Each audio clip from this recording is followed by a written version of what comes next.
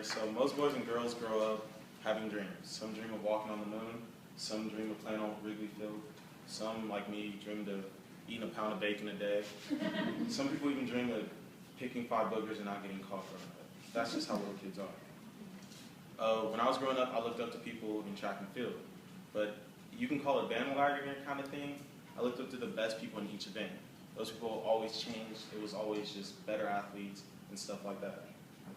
The last 7 years in track and field has been the biggest in a long time because of the age of the athletes and the different talent that there is. There's 17-year-olds competing in world championships and different stuff like that. The person I'm going to talk about has literally ended all competition in his events. There's no one close. It's never been even close for him. Usain St. Leo Boat is from Jamaica. He was an up-and-coming runner there, and then became on the national stage in Beijing. When you look at an idol, you want someone who sets themselves apart, and Usain Bolt has done that every meet he's competed in since. Today I'm going to talk about his early years, the Beijing Olympics in 2008, and the 2012 London Olympics. My first point, Usain Bolt started on the scene in high school, where in Jamaica, all the high schools get together and compete in champs, which is just as big as the Olympic trials there. That's where your name is known. That's where you become a big athlete in Jamaica. At the age of 13, he was already known for his lightning speed. He won 200 meters in 22 seconds, which is outstanding for a 13-year-old, as reported in 2012 by Jacques Bio, the biography on Usain Bolt. At an early age, he specialized in the 400 meter, which is really long compared to what he runs right now. His first major championship was in 2003 in Paris at the World Track and Field Championships. He competed in the 200 meters and was going to compete in the 400 meters, but was pulled due to illness for his best interest. Now, with Usain Bolt being a 400 meter runner, he always overtrained, and that's all he did. One day, Usain approached his coach and was like, "I want to run the 100 meter dash." His coach was like, "No."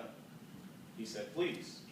And his coach said, "All right, Usain, you can run the 100 meters if you beat the 200 meter national record for Jamaica." And as history can tell, he beat that record. In his first 100 meter race, he won with a time of 10.03. Now, in high school in California, the best time is 10.83. So he was just already fast and just ridiculous. Leading into 2008, he was still not known on the international stage, but people who were familiar with Jamaican track and field knew of him. Before Beijing, the months before, as reported by Jacques Bio again, Usain Bolt ran at 9.76 and 9.72. Internationally, those are outstanding times. No one really knew, but those times were just head above the rest. He beat America's best Tyson Gay, who before Usain Bolt was the fastest man in the world at the time. Now, at this point, right before the Olympics, he set up as his primary events as the 100 and 200 meters. That was his primary event, and also the 4x1 with his Jamaican team. His 100 meter race in Beijing is the most famous race in Olympic history now. It's what you can call his inauguration to the international track world. At the start of the race, he was tied with everyone in the first 15 meters, and then after that, he started beating everyone by 15 to 20 meters. Now in the Olympics, that's unheard of. It's always a close race. Everyone's near each other. They're neck and neck, stuff like that. He beat them so bad that he put his arms out celebrating, 15 meters ahead. A few days later, he went to his 200 meters, his marquee event. Once again, he beat everyone by 20 meters and strided across the finish line, not even trying. And a few days after that, he took his 4x1 team, the Jamaican team, with 4 men, and won the 4x1 in the Olympics. Now, going into 2012, Usain Bolt had slipped off some and was seen as someone who could get upset this year, possibly by his training partner, Johan Blake, who was another Jamaican. Most of us knew that Usain Bolt could win, and then some of us knew Johan Blake could win. There was no real clear-cut winner at this time. Bolt was going easy in the prelims, and then coming in the finals, he won again, beating Johan Blake by at least 5 meters. In the 200, he won again, and then when it came to the 4x1, Usain Bolt set himself up to be the first one to win the Triple Crown twice in Olympic history. which he did, running his 4x1 running at 36.84. Usain Bolt is an icon.